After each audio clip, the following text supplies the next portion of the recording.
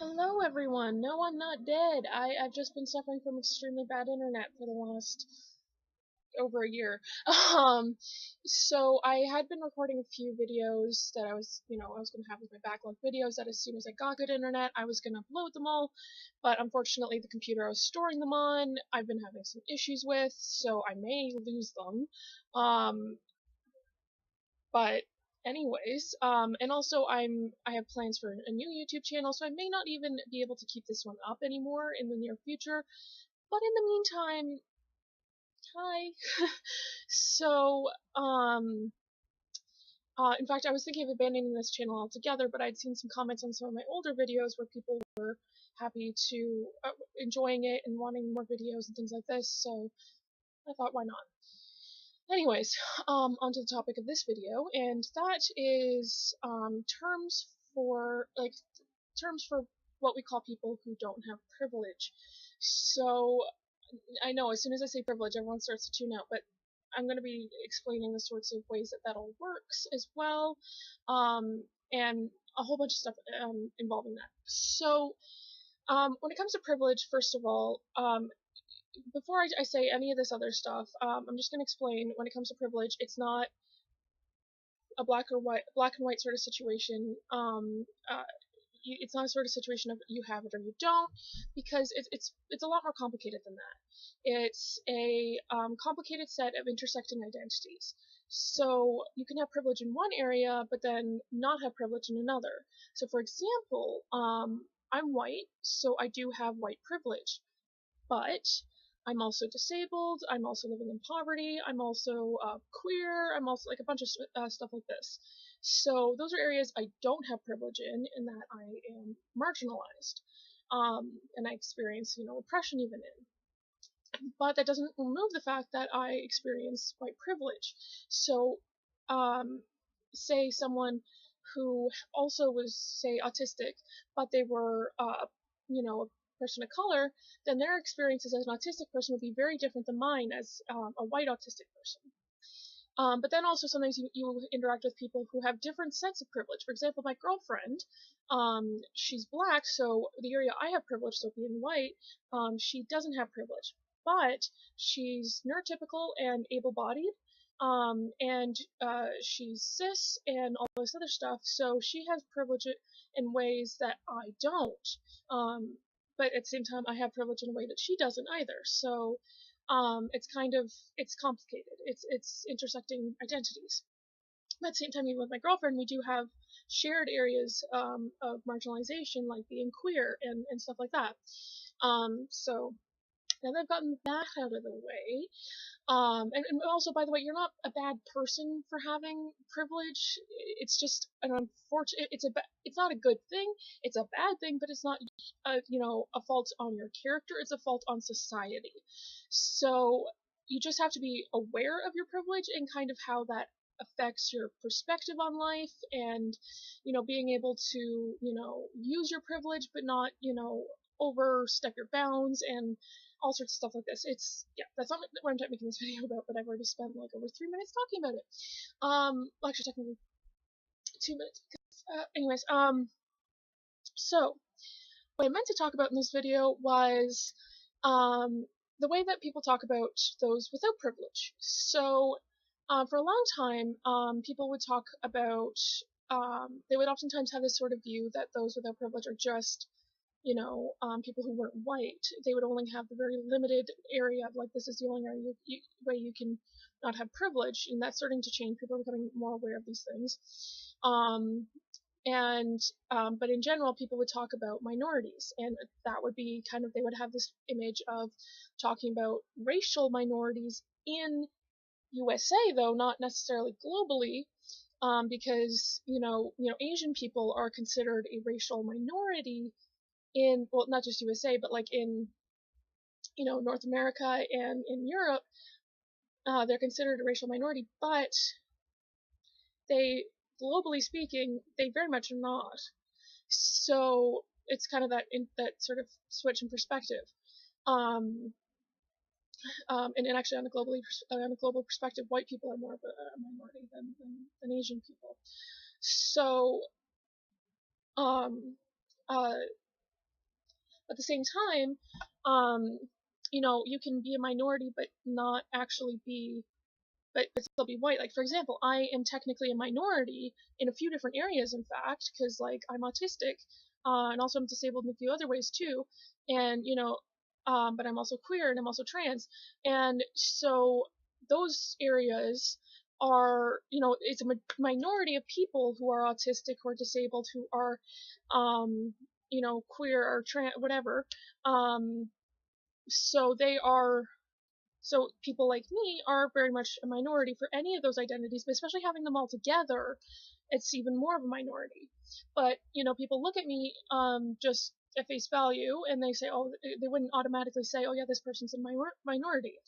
So there's been some, but also that kind of is rather limiting because especially with it tends to, especially with the changing dynamics, especially with the economy the way it is, there's more and more people living in poverty, but unfortunately, classism is still a big problem. So, well, poverty in lower class or working class, because so um, they're they're becoming less and less of a minority. But then there's also the great big one of women, and they make up just about half of the human population. So that's definitely not a minority, because there's just about as many women as there are men, and then that's not going to be working as much as either. So then there's the better one of marginalized people, because that's kind of more, and also with minorities, another issue with that one is that you can be a minority but not actually be oppressed in any way. For example, you know, white supremacists are like actual like active white supremacists, not necessarily just general racists. They are technically a minority, but they are an oppressive group. The 1%, that everyone talks about, they are a minority, obviously, because there's 1%, um, but they are definitely not, an oppressed group.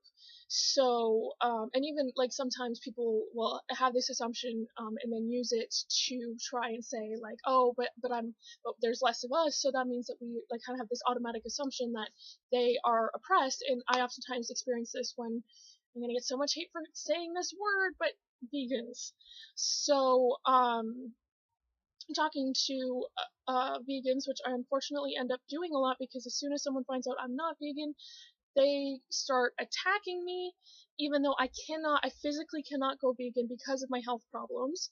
And also the fact that I'm living in poverty, so my health problems already make my grocery bill so expensive I can barely afford it. And that's grocery bill doesn't even have any sort of limitations based on being vegan. So, and I already need, like, I have celiac, and unfortunately, it's progressed to this point that my digestive system has suffered a great deal of damage. I currently cannot handle produce. If I consume produce of any kind, I end up with a great deal of digestive problems and distress. So I have to primarily eat dairy, meat, and eggs. And before you start spouting with your pseudoscience or your whatever, don't trust your doctor. I'm talking about from personal experience and doctor and whatever. So I already have to take a bunch of nutritional supplements and everything else too, because having celiac, I can't absorb nutrients very well and all this other stuff. So, but I still get vegans coming after me, and everything else as a disabled person who cannot go vegan because of a disability. And they also go after people who are in poverty and people of color who are living in these food deserts, and or like northern indigenous people, who they have the food crisis. So oftentimes now they're sort of trying to go back to their original way of getting food, which was primarily a meat-based diet. So, and then they sort of oppressing that, going like that. And so technically, yes, vegans are very much in the minority, but they aren't really an oppressed group considering how many areas of privilege you have to have in order to be vegan. You have to be able-bodied. You have to have a certain amount of financial stability. And because I don't care if you say, oh, you can be poor and be vegan, like you have to be able to afford at the very minimum B12 supplements or B12 fortified foods, even if you're living off of potatoes and beans. Like, sorry, you do.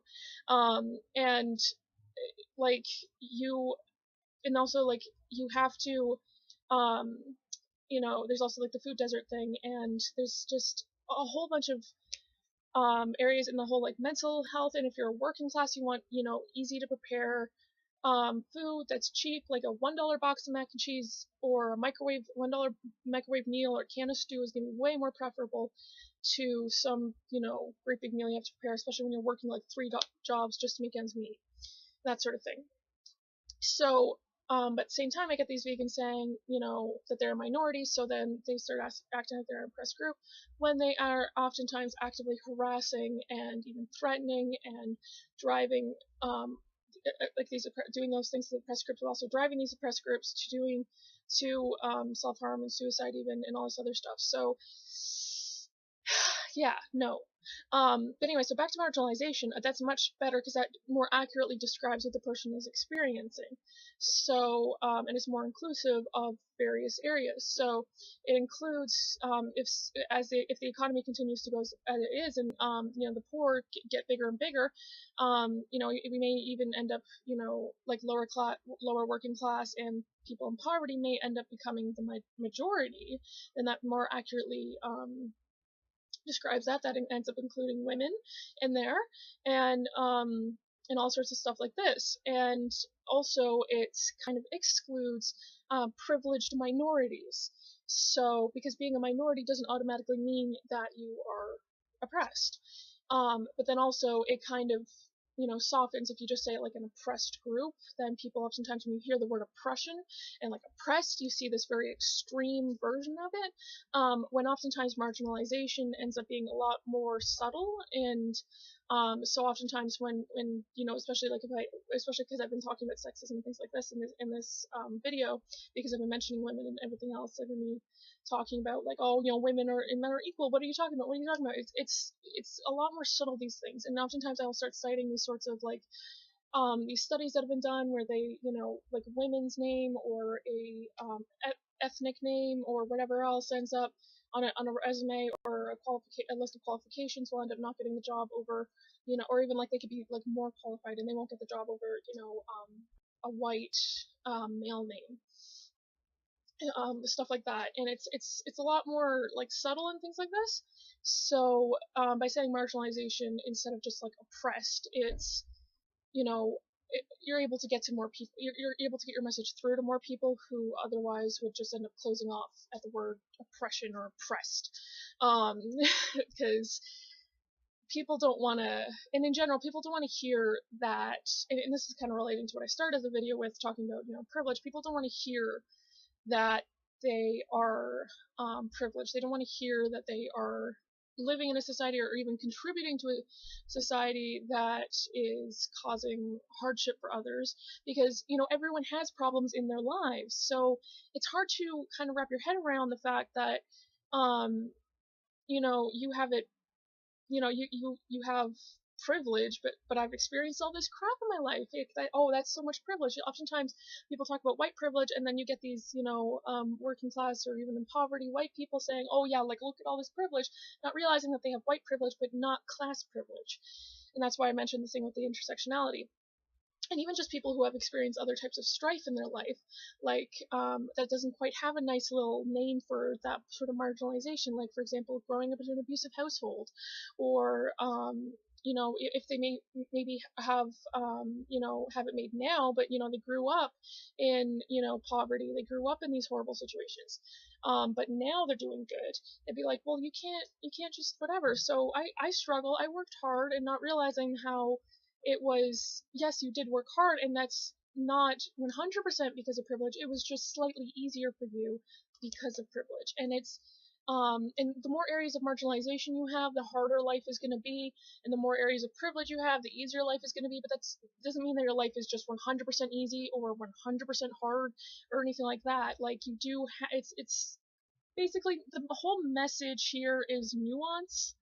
Like, things aren't black and white. You have to have nuance when thinking or talking about these issues, because nuance, the lack of nuance is what leads to the sort of polarization, and what leads to people, as soon as you say one thing, they interpret it as a total extreme, and not listening to you, because the thing is that life isn't black and white. Well, it is in certain, it's certain situations, but for the most part, life is not black and white. It's a whole bunch of grayscale. So you really do need to explore the area of nuance. So, and like just a proof of like, admitting your privilege, but admitting that you also may have struggle. Like I was saying, I'm white, so that's an area I have privilege. That's an area that makes life slightly easier for me. But I'm also, autistic and disabled. Well, autism is a disability, but like, and disabled in other ways, and also like, you know, and even I have mental illness as well, and I have, I'm queer and all this other stuff, and I'm living in poverty and all this stuff, and so that stuff makes life harder for me, but that doesn't erase the fact that I'm white. So, um, it doesn't erase the fact that, like, if someone just were to see my picture or were to see me without me moving around, because I get stared at a lot, I get followed around in stores because my natural body language is suspicious apparently. But anyways, yeah. So like it's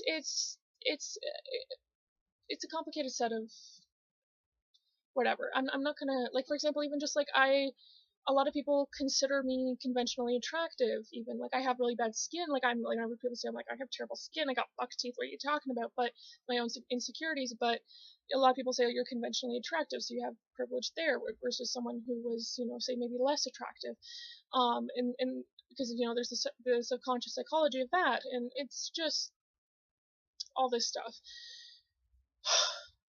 So yeah.